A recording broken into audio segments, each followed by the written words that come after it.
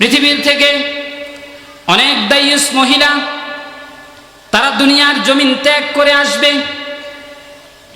অনেক দায়ুস মহিলা তোমরা রাস্তার মধ্যে দেখবে, যেই নারীদের শরীরের মধ্যে পোশাক থাকবে না তাদেরকে তোমরা আঁটো দেখবে। কিন্তু যখন তাদের এই চক্ষু দুটা বন্ধ হয়ে যায়, বলেন মহিলারা মরে নাকি মরে না? মহিলারা মরে নাকি মরে না? বলেন না, মরে মরে। যুবতী মহিলারা মরে না? মরে। যুবক ছেলেরা মৃত্যুবরণ করে না?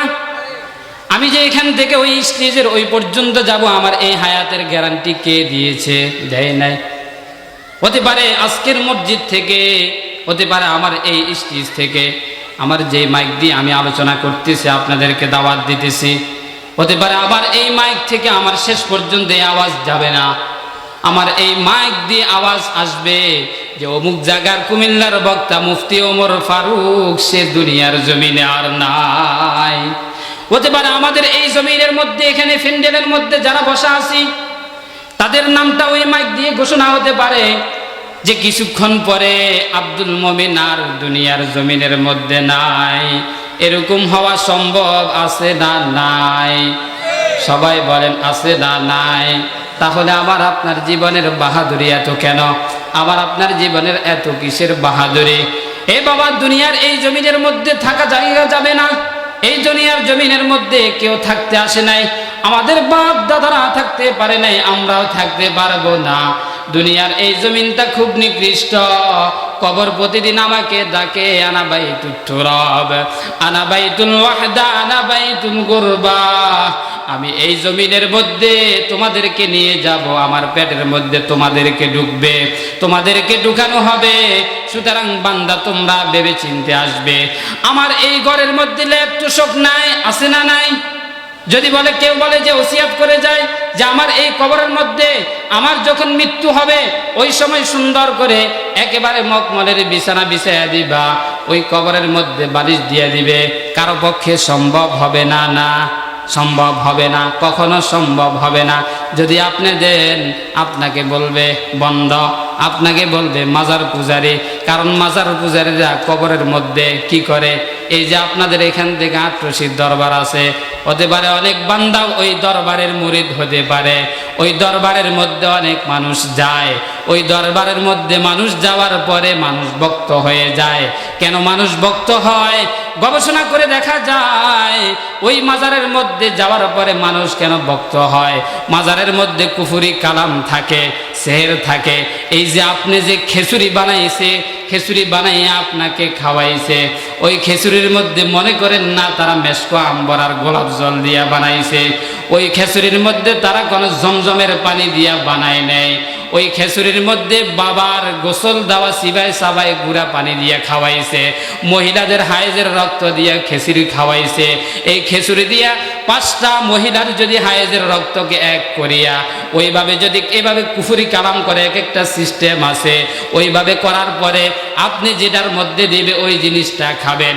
যেখান থেকে আপনাকে খাওয়াইবে ওইখান থেকে খাওয়ার পরে কিছুক্ষণ পরে আপনি ওইখানে চলে যাবেন। এইভাবে তারা মানুষকে প্রতিনিয়ত বেকা বোকা বানাইয়া রাখতেছে, মানুষকে খাওয়াইতেছে আর মানুষ যাইতেছে বলে কোথায় নবী? নবী তো মদিনার মধ্যে নাই। নাউজুবিল্লাহ বলেন না, নাউজুবিল্লাহ। নবী তো মদিনার মধ্যে নাই, নবী তো আমাদের এখানে আছে। কোথায়? আটরশির দরবারে। বাবা তো এখানে শুয়ে আছে, বাবার মধ্যে সব দেখা যায়। ল্যাংটা বাবা আছে, এই যে সাতপুরের মধ্যে ল্যাংটা বাবা আছে। ওই ল্যাংটা বাবার মধ্যে কি আছে? আমি তো বলি ল্যাংটা বাবার মধ্যে যা আছে সে তো সব দেখা দিছে। ওই ল্যাংটা বাবার মধ্যে একটা আলিফ ছাড়া আর 2টা গোড়া ছাড়া আর কিছু নাই। ওই যে পাগলগুলো মানুষের পিছনে পিছনে ঘুরে, ওই যে পাগলগুলো বলে বাবার কাছে সব আছে, বাবা সব দিবে আমাকে। আমি বলবো তুমি একটা বোকা, তুমি একটা পাগল, তুমি পাগল, তুমি পাগল ছাড়া আর কিছু না। আমি বলবো তুমি বাবার পিছনে ঘুরতেছ, বাবা তোমাকে সব দিয়ে দিবে, বাবার কাছে কিছু নাই। তোমাকে কি দিবে? বাবার কাছে তো একটা লুঙ্গিও নাই। কথা বলেন ঠিক কি না? বাবার কাছে তো একটা টুপিও নাই, একটা জামাও নাই। বাবা তো সব ছাড়িয়া তোমাকে সে যা দিবে তা লিয়ে ঘুরতেছে। আপনি যদি আপনার বিবিকে পাঠান ওইখানে, আপনার বিবি তাকে বলবে যে বিবির সন্তান হয় না, বাবার মাজারের মধ্যে মান্নত করো। মাজারের মধ্যে মান্নত করার পরে আপনার যে এই দিক দিয়ে গ্রুপ নাই, সন্তানের গ্রুপ নাই, ওই কথা তো আপনি বুঝতেছেন না। আপনি আজীবন নর্তকীর পিছনে ঘুইরা আপনার সব ফালাইয়া দিছেন।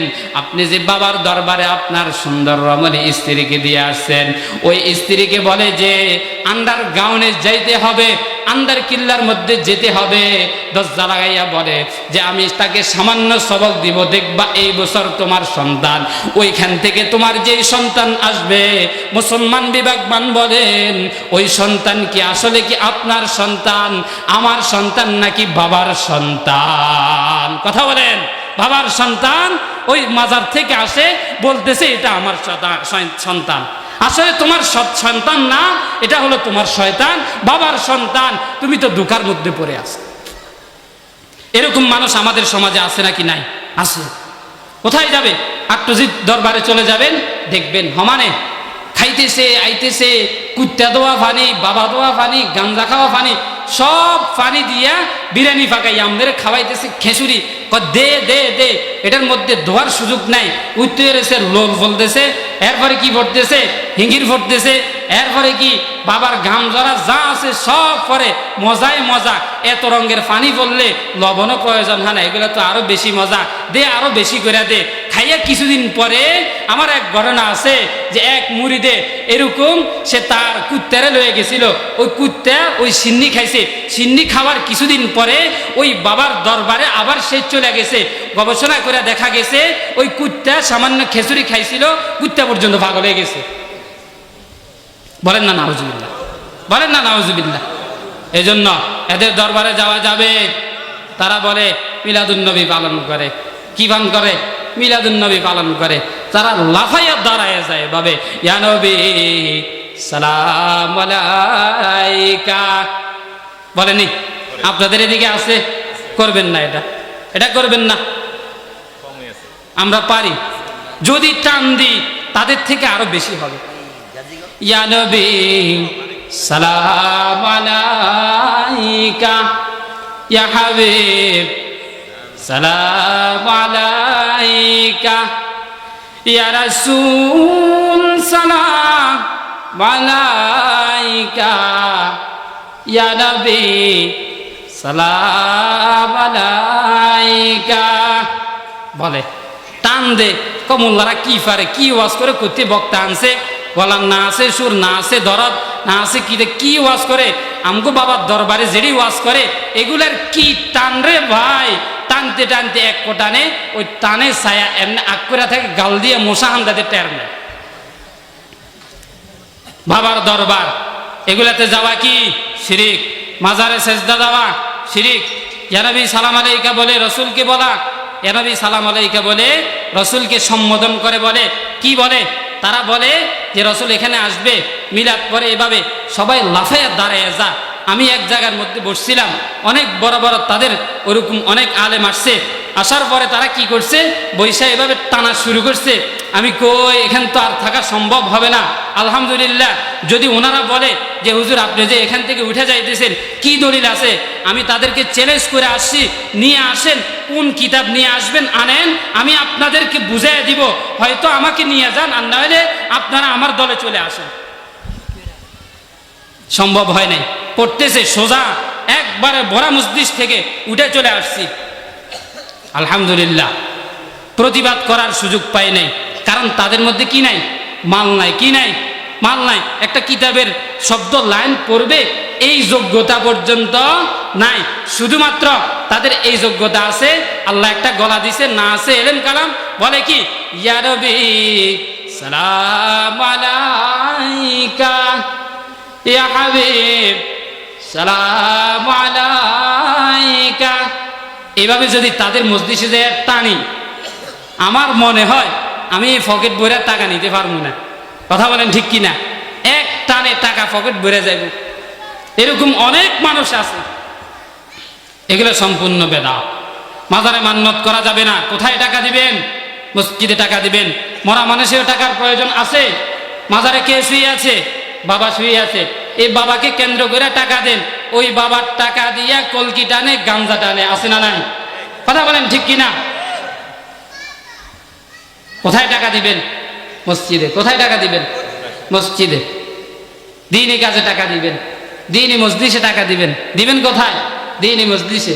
আপনার কাছে যায় যে 5 কাঠি একটা মাহফিল হবে, একটু দেন না, কিছু দেন, শরীক হন। আরে বিড়িটা টান দিয়া দূর ডিস্টার্ব করলো, কোথেকে আসে? মসজিদের ইমাম সাহেব। ইমাম সাহেব আরে যান, পরে আসেন দিব। এরপরে কি? অনেকে আছে 10 টাকা দে, কি করবা? ব্যবসা করবা এগুলো দিয়ে? কি বিড়ি সিগারেট কিনে খাইবা? এরকম মন্তব্য করে। 5 টাকা দে, চোখ গোরান দিয়ে তাকায় থাকে, কেমন যেন সে 5 কোটি টাকা দিয়ে দিছে। কথা বলেন, এরকম লোক আছে না নাই? আছে। হাঁটতে হাঁটতে একটা মজলিস করছে। এই মজলিস করার জন্য কয়দিন হাঁটছে বলেন? আমার মনে হয় আমাকে 50 বার ফোন দিছে। কেন? আজকের দিনে আপনাদের এই মজলিসে যেন সব ব্যস্ততা ছেড়ে আসতে পারি, এই কারণে আমার প্রোগ্রাম একবারে সঠিক রাখার জন্য মানে 50 বার ফোন দিছে। এর চেয়ে কম হবে না কোনো দিক দিয়ে। আর খোঁজখবর তো আছে। আপনাদের এই মজলিসের দাওয়াত 1 বছর আগে দেওয়া হয়েছে। তা আমি কেছি আমি এই তারিখে আর ডেট রাখবো না ইনশাল্লাহ। মুমিনের ওয়াদা, মুমিনের ওয়াদা কি? কখনো ভঙ্গ করবে না। আমরা কোনো বাজারি বক্তা না। বাজারি বক্তা না, বাজারি বক্তা না। আমরা কি দ্বীনের জন্য কথা বলবো, হক কথা বলবো, অন্যায়ের বিরুদ্ধে কথা বলবো, অন্যায়ের বিরুদ্ধে প্রতিবাদ করব। যেখানে হকের আওয়াজ আসবে ওখানে আমরা যাব, যেখানে হকের আওয়াজ আসবে ওখানে আমরা যাব, যেখানে বাতিল আসবে ওখানে আমরা প্রতিহত করব। কথা বলেন ঠিক কিনা? সুতরাং অন্যায়ের বিরুদ্ধে কথা বলতে যদি বলতো যে হুজুর আপনাকে কিছু টাকা দিব আর একটু বাড়াইয়া আজকের প্রোগ্রামটা ক্যান্সেল করে আমাদের এখানে আসেন, আমি বলবো যদি কল্লা চলে যায় তারপর